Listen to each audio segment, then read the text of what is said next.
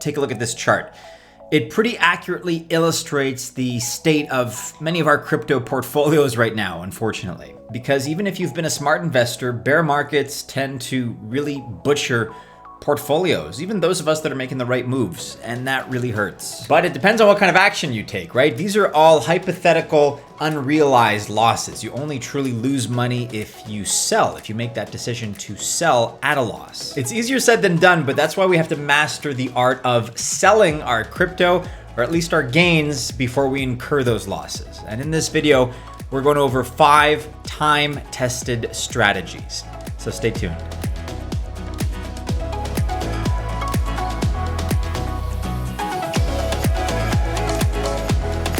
Welcome to the channel. My name is Maddie and this is Altcoin Buzz. We are a crypto investment research company. We have documented many 100x returns on coins and tokens that are top projects today, really before anyone else was even talking about them.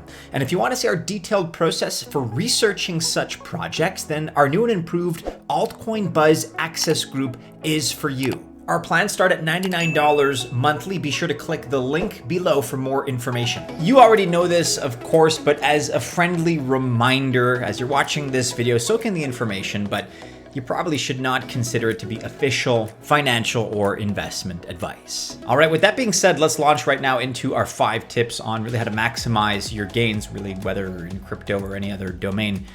But to preface that discussion, we've all heard of the expression, I'm sure you have, buy the dip.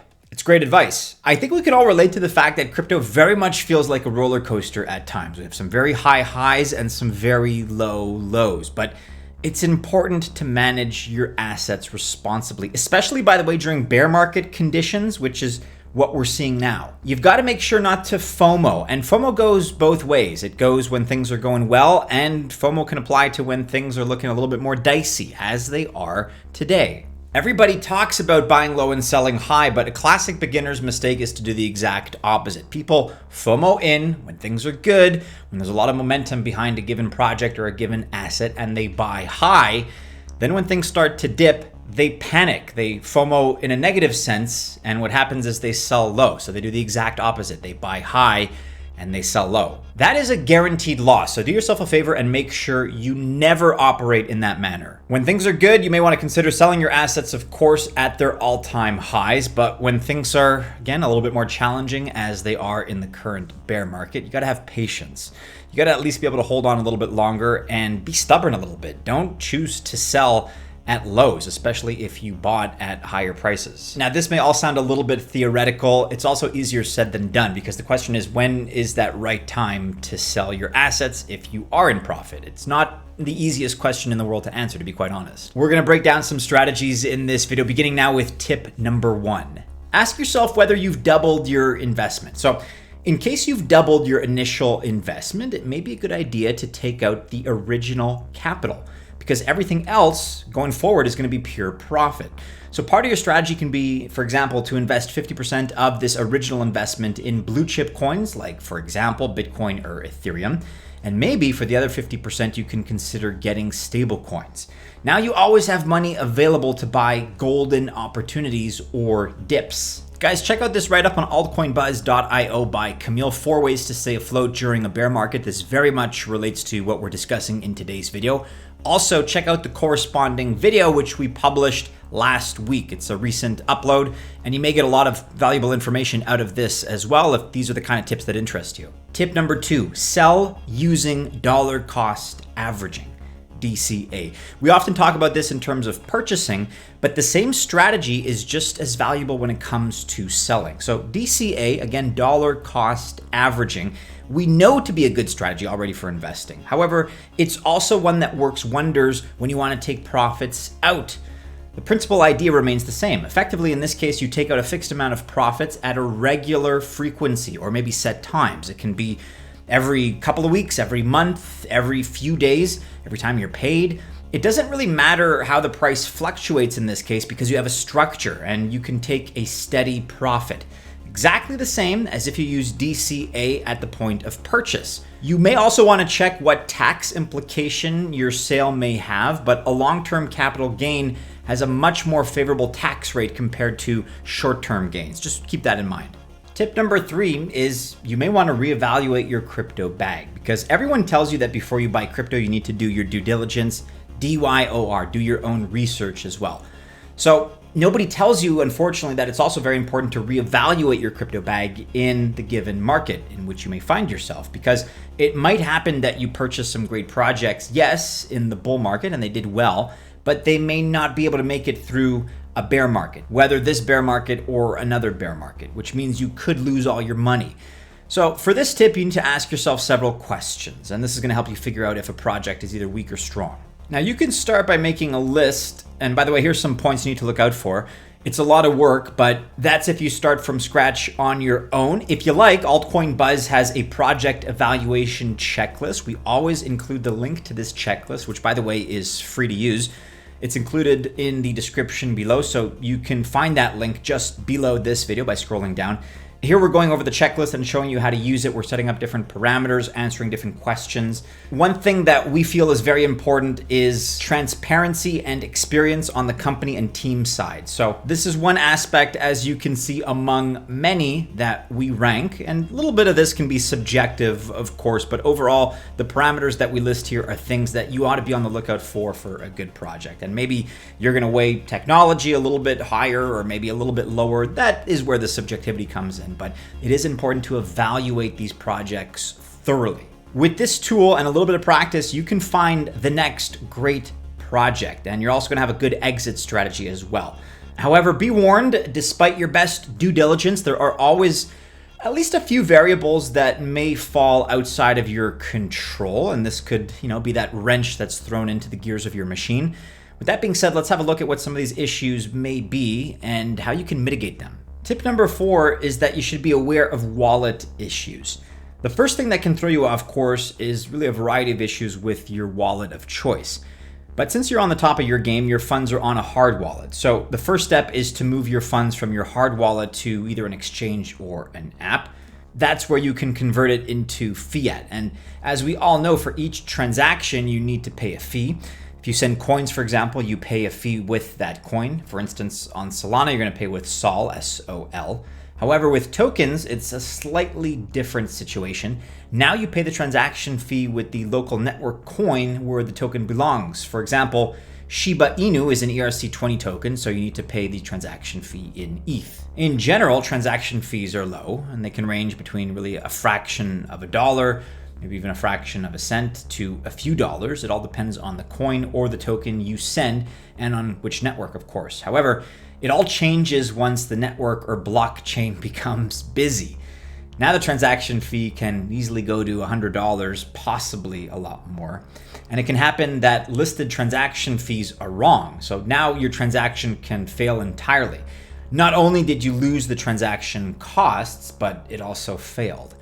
And you may miss out on a good opportunity, unfortunately, because sometimes it's better to overpay. That is the reality. You can avoid this scenario if you use a wallet, however, that allows you to set the transaction fee manually. In general, native wallets have this option built in, and you need to have enough funds, of course, that goes without saying, so you can pay for the increased transaction fees.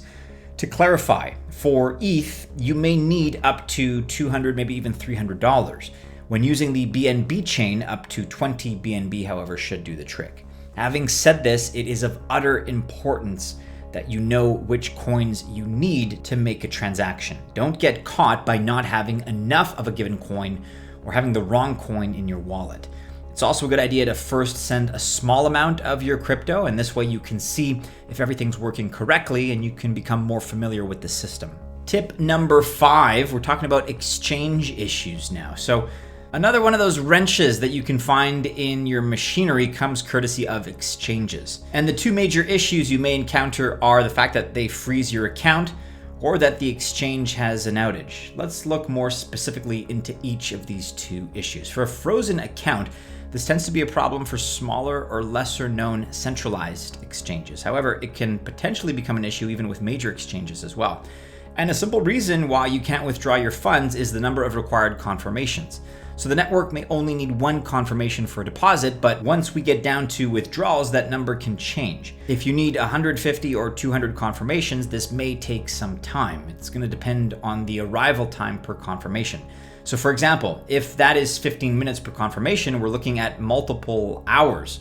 On the other hand, if the exchange does freeze your account, it will be for some rules or regulation. Especially if you have already done your KYC, it is most likely just an excuse. The reason being is that exchanges had an outflow of BTC and ETH, like most exchanges had, by the way, especially with Bitcoin. So before they can pay you out, they first need to find the Bitcoin or Ethereum that you want to exit with, and freezing your account buys them that time. Be also aware, however, that Tether, USDT, and Circle, USDC, have frozen user accounts in the past. And it may be a better idea to use DAI when withdrawing stablecoins. Most exchanges also experience outages sooner or later. Most likely at the moment when it suits you the least, at least in my personal experience. So for instance, when you're planning for or are in the middle of taking your profits off the exchange. And really, it's just one more reason to use hard wallets because it allows you to switch to another exchange in case your preferred exchange has an outage. Hence, this shows why setting up accounts at various exchanges is actually a good idea. If the exchange that is down is the only one with the token you want to change, there's another solution. Providing your token happens to be an ERC20 token or lives on the BNB chain, you have other options. For example, you can now send it to Uniswap or to PancakeSwap. Here you can buy stablecoins like USDT or BUSD, and once your exchange that you'd like to use for taking profits is live again, then you're back in business. And when you want to trade Bitcoin, you can use bridges or wrap the coin into WBTC or RenBTC. But it's worthwhile to check the deposit time. Now you can choose the exchange that offers the fastest time. Look, before you invest in any coins, make sure to check that you can withdraw your preferred coins or tokens. And keep in mind that every so often, an exchange suspends a coin. Most exchanges will update you on such activities with email warnings or social media updates. Tip number 6 is keep an eye on your bank. Because at this point, you've survived getting your crypto off the exchange, and the next problem waiting for you potentially could be your local bank. If you start taking out big amounts of money, banks have no issues with freezing your account. Anything they consider to be a so-called suspicious activity opens the shooting gallery for them. And banks are pretty nefarious when it comes to this stuff. Even an average crypto exchange could barely dream up the kind of things that banks would unleash on their own clients. What we suggest is that you give your bank a heads up in advance, just in case you want to withdraw serious amounts of money. For example, cashing in your moonbag that went 100x. This way they should have no reason to freeze your account and you've established a communication precedent. Another option is to withdraw funds into various accounts. This way you spread the risk of having an account frozen. And just as with crypto transfers, it's a good idea to do a test run first. So withdraw a small amount of money first and get familiar with how the procedure works. An alternative to bank withdrawals is a crypto debit or credit card. This bypasses banks pretty much entirely, and you have your fiat within minutes rather than days. If you don't have or can't get a crypto debit or credit card, a P2P exchange is a pretty good option. For instance, Paxful or local Bitcoins, these are good options that may be right for you. Tip number 7 deals with crypto tax and regulation. Make sure that before you take out any profits or gains, you know what the local tax situation looks like. In the US, for example, the IRS is on the ball. Don't underestimate them. Make sure that by the time your tax is due, you have funds to pay it. Other countries around the world have a wide variety of tax regulations. Some European countries are very crypto tax friendly. For instance, Portugal and Germany, and of course there's El Salvador. But on the other hand, India, for example, has some pretty high crypto taxes, as much as 30%. As far as regulation goes, and in the US, we often think of the SEC, they might see some parts of the crypto space as securities, and this, of course, is an ongoing story. Just see XRP, for example.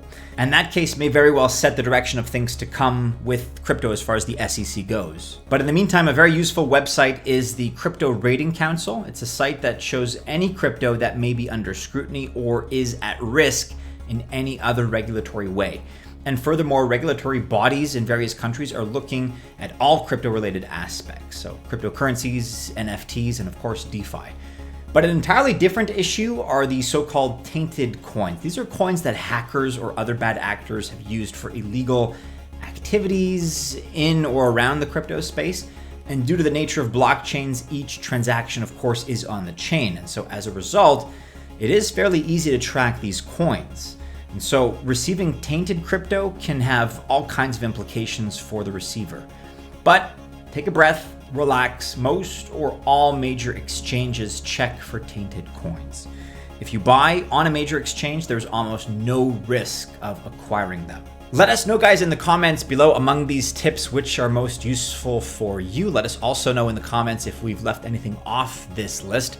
It's all about being successful, right? Being able to optimize our gains and being able to not only make it through the bear market, but use this time to build up, to create those foundations that are going to be strong a year from now, 2 years from now, 5 years, 10 years from now. It's a little bit counterintuitive, but now really is the time to lay down those bricks and to get our ducks in order. In a row, I should say. So guys, if you're still watching this video, be sure to like, subscribe, share, hit the bell to receive notifications. Best of luck if you choose to invest, but of course, never official financial advice. Check out these other couple of videos to my left, to my right. Stay safe out there, members of the Altcoin Buzz Army. And as always, we do hope to see you again soon in our next video. Take care.